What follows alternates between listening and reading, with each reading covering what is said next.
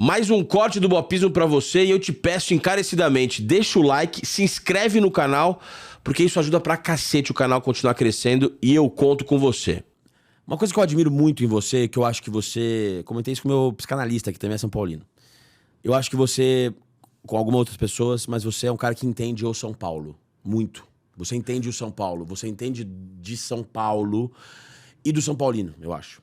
Então eu queria te Do atual também? Do atual São Paulino? É, ele é muito diferente do São Paulino antigo. Eu também acho, a gente vai falar sobre isso.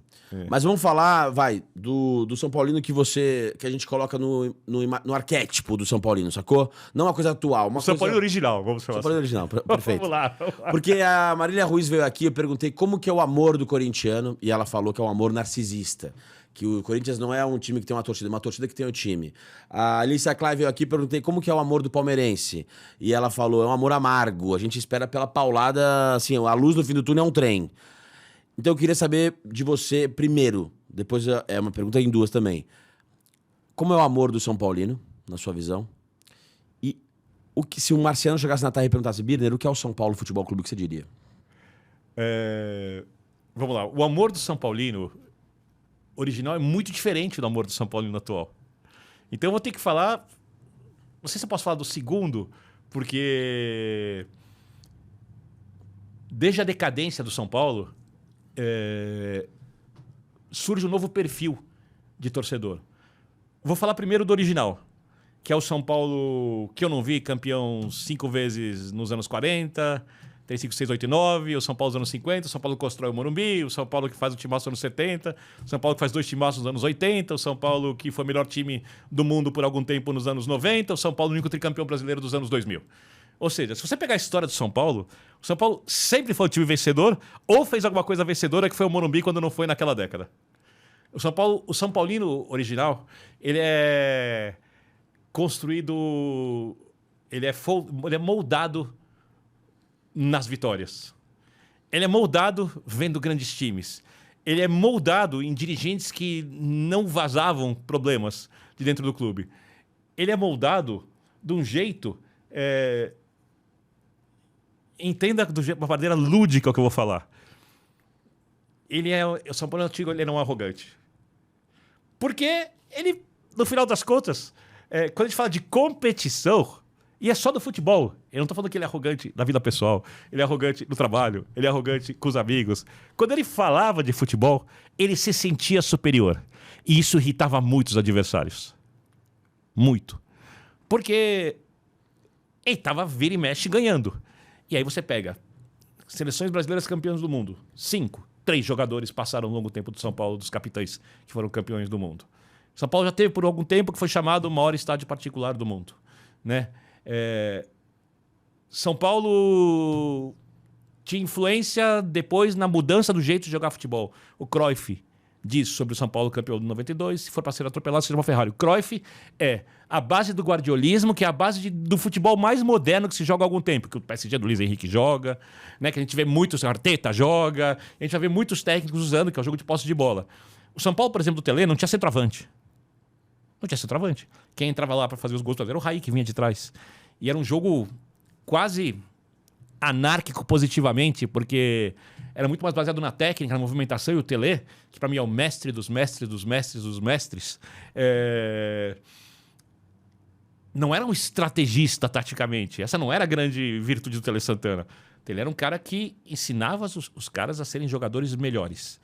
Então, esse São Paulino que viu o time ganhar Mundial na única virada até hoje de todas as finais de Mundial da história, contra o Barcelona com, se não me engano, 7 jogadores da seleção espanhola, o capitão da seleção holandesa, jogador de alto nível da seleção belga, o centroavante que ia ser Stoichkov, artilheiro da Copa do Mundo 2 anos depois, com o timaço, o Dream Team do Barcelona, como era chamado, que viu o São Paulo meter 4 no Real Madrid, no Barcelona, em torneios amistosos fora de casa, e todas as coisas mais. Esse cara não pode ser um São Paulino igual ao São Paulino que nasceu num São Paulo sofrido. Num São Paulo que atrasa salários, num São Paulo que não tem o CT mais moderno como tinha antigamente. Não é o São Paulo onde jogadores vinham da Europa para tentar se recuperar fisicamente, porque o São Paulo era referência no mundo disso e acabavam ficando lá, alguns deles. Hoje o São Paulo é um clube muito diferente, o São Paulo é um clube antiquado. Eu não posso esperar que esse torcedor seja o torcedor igual ao antigo. Mas o torcedor do São Paulo hoje, ele é mais fanático que o anterior. Porque a dor fanatiza. Porque quando o time tá mal, você tem duas opções. Ou você larga, ou você fica cada vez mais ansioso pelo resultado. Então, o São Paulo, por exemplo, no tempo do Tele, abriu mão de jogar uma Copa do Brasil. O São Paulo atual ganha a Copa do Brasil, é uma loucura. É uma loucura. Quem estava na final, eu não fui, estava trabalhando, disse outro dia para mim, um amigo, que uma hora eles queriam conversar no jogo uma coisa e eles não se ouviam, tão barulhento que estava o estádio. Eu fui muitos jogos de São Paulo na minha vida. Até porque por muito tempo eu não quis ser jornalista trabalhando com esporte. E eu fui um torcedor muito fanático. Hoje eu não sou, mas fui um torcedor muito fanático. Muito fanático. E eu ia no vestiário, porque dava para entrar no vestiário naquela época. O presidente Casares, por exemplo, eu via ele na arquibancada distribuindo flyer para um programa que ele fazia de rádio AM, e eu ligava lá. Isso muito tempo atrás. Acabava os jogos, o Tele Santana me colocava numa salinha, junto com os amigos, ia ficar conversando com o Tele depois dos jogos. Nossa. Eu ia pedir, naquela época, nos anos 80, assim, quando era mais São Paulino, assim, pra jogar Libertadores a sério. Tinha 3 mil pessoas no jogo da Libertadores no Morumbi. Pega o time do Cilinho, público de 5 mil, 10 mil tava ótimo, a não ser clássico, quando era 100 mil, 100 e poucos mil. Então era um São Paulo muito diferente. O antigo, eu digo pra você que ele era um cara que olhava e falava assim, ninguém é melhor, aguenta e ajeite. Então era um sentimento muito de orgulho do que era o São Paulo num todo, assim. O atual, ele é muito fanático, ele é alucinado, ele cobra muito, ele exagera no elogio, ele exagera na cobrança, mas isso acho que faz parte do futebol. E o que mantém o São Paulo hoje enorme é a história, que é feita de um jeito diferente. E a história fala, inclusive, de evoluções do futebol, usar o marketing e outras coisas mais que ninguém usava. E até de ver a Lei Pelé, que o Juvenal montou o time em 2005 sem dinheiro, usando a Lei Pelé. O São Paulo estava numa situação financeira bem difícil e recuperou o clube. E essa loucura da torcida. Porque se a gente for olhar dentro do clube, por enquanto, a não ser que a gestão mude, eu vou falar até hoje, tá? E assim foi também com o Leco, não é só com o Casares. Quando a gente olha do São Paulo que saía à frente, que tinha as ideias que os outros não tinham e tudo mais, que fazia o clube ganhar mais que os outros, não era uma questão de sorte, é porque o São Paulo tinha ideias mais novas e boas do que os outros clubes. Eu não consigo olhar nada de São Paulo nisso hoje.